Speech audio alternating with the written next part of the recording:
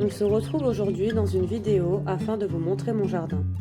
Il est loin d'être le plus beau, le plus grand, le plus productif, mais il regorge de petits trésors que j'avais envie de vous partager.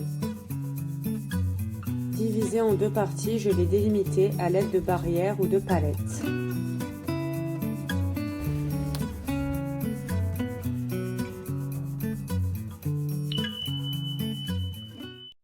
Donc voici la première partie du jardin auquel mon chien a accès en continu. Et donc voici ma petite fabrique de semis, là où je fais germer mes graines.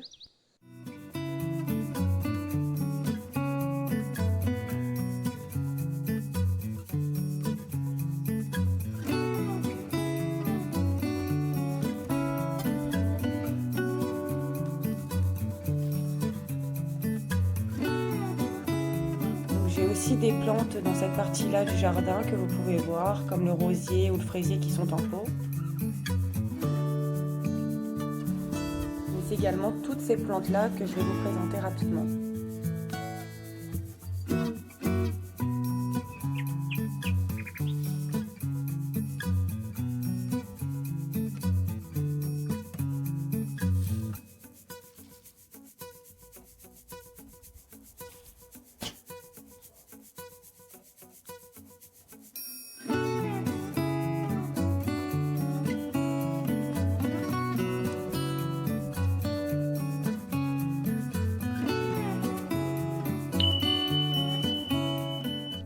Et donc voici la deuxième partie du jardin. Donc je passe par ici, hop, je pousse la palette.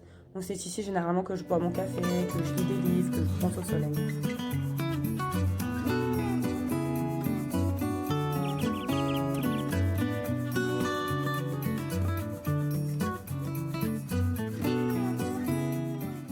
Voici les plantes que l'on retrouve à l'entrée, la mélisse, la bourrache, une petite pousse de laurier. Il y a également en terre les pissenlits, la sauge, de la bourrache et de la mélisse. Voici la dernière création construite à base de tronçons d'arbres. Le but de cette spirale aromatique est de mettre les plantes qui requièrent le moins d'eau en haut et le plus d'eau en bas. Parce que quand on arrose, l'eau coule et reste plus présente du coup en bas. Il ne reste plus qu'à mettre une plante ici.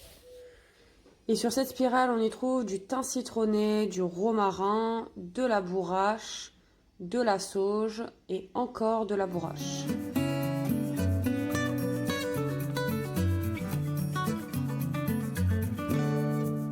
Donc voici l'endroit où je compte faire pousser du coup des tomates. Il y a la bourrache qui vient nous rendre visite tous les 2 ans. Et j'ai aussi mis du coup des fèves parce que je sais qu'elles s'associent bien avec les tomates. Et là, on me retrouve pour mon activité préférée dans le jardin, qui est la récolte de plantes. Donc là, je suis en train de récolter des feuilles de bourrache afin de les cuisiner. Vous verrez ça prochainement dans une vidéo. Ça se cuisine comme des épinards. On voit également les bambous qui nous cachent du vis-à-vis de la rue derrière et qui me servent également, quand ils sont morts, de tuteur. Un petit aperçu de mes semis pour Ostara et de la terre qu'on est en train de préparer pour accueillir les courges. Et là, en fond, comme vous le voyez, il n'y a rien du tout. Donc on va voir ce qu'on peut planter prochainement.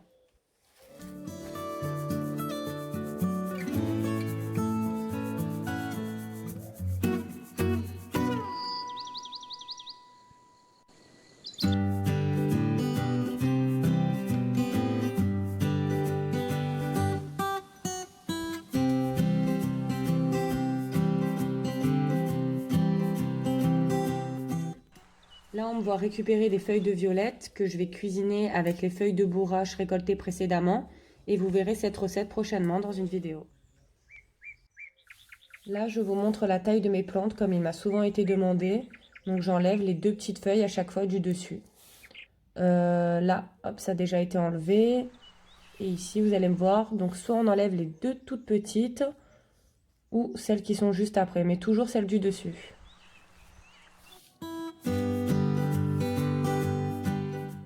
Et pour la mélisse citronnée, on procède de la même manière. J'utilise également cette technique sur la sauge. Cela permet d'avoir une plante plus productive qui fait plutôt un petit buisson plutôt qu'une longue branche. Là, on voit ma menthe poivrée qui revient doucement. Donc j'ai enlevé toutes les plantes qu'il y avait autour pour vraiment qu'elles bénéficient un maximum de soleil. Et là, comme on peut voir, la mélisse et la violette vont très bien ensemble. Elles poussent carrément côte à côte.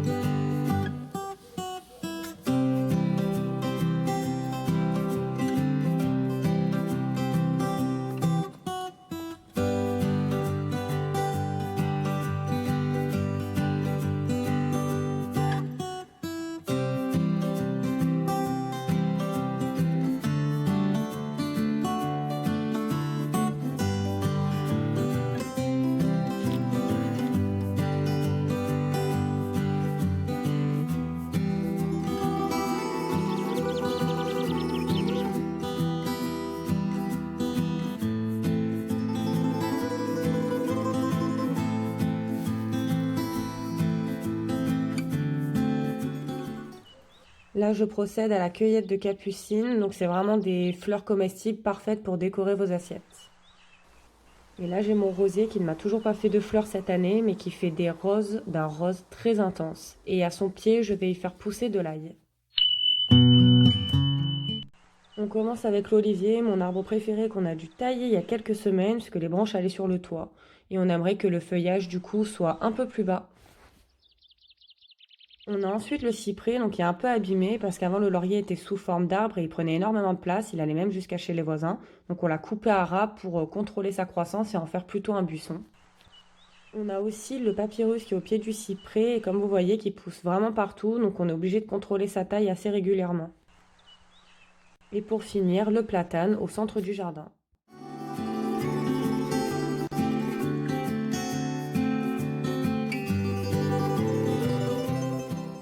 Je finis ma cueillette par des petites plantes aromatiques comme le romarin et le thym citronné et je passe en cuisine.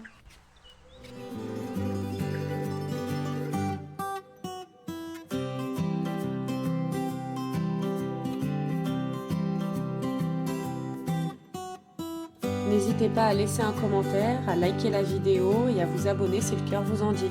À très vite!